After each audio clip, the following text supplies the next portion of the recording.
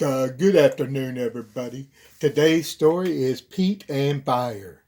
One of the greatest energy reserves on Earth for heating homes is peat. For example, scientists estimated that in Minnesota alone, the more than 2 million acres of bogs contain enough peat to supply that state with energy for more than 50 years.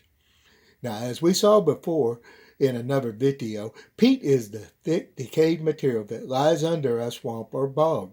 It contains primarily of it consists primarily of decomposed plant matter, but animals that also die in the bog also become part of the resulting fuel.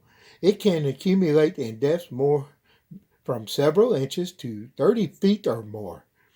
Peat moss provides a good example of how peat forms.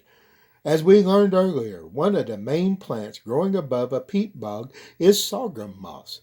The carpet of living green sorghum moss on the surface of the bog is made up of healthy plants, and these plants that continue growing upward, leaving behind the old dead and decaying stalks and leaves.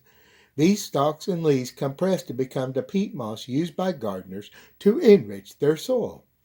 Those who harvest the peat for fuel scrape away the living material from the top of the bog, and they dredge the peat from the bog, drain off the water, and dry the remains. Dry peat catches fire easily, and sometimes when a drought has dried up the peat bog, lightning or some careless person's match ignites the dry moss. Such fires may burn for years because they're almost impossible to extinguish.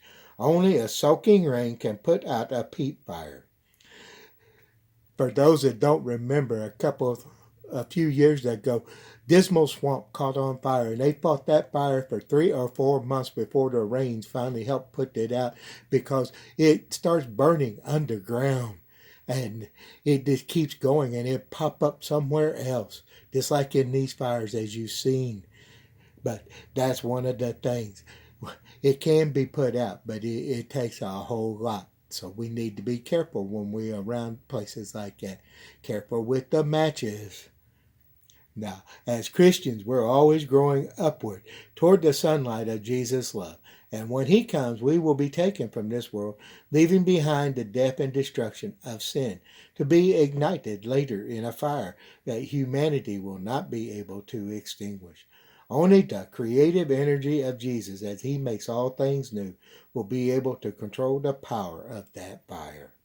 And our verse today comes from 2 Peter chapter 3, verse 7. But the heavens and the earth, which are now preserved for the same word, are reserved for fire until the day of judgment and perdition of the ungodly. Y'all have a blessed day.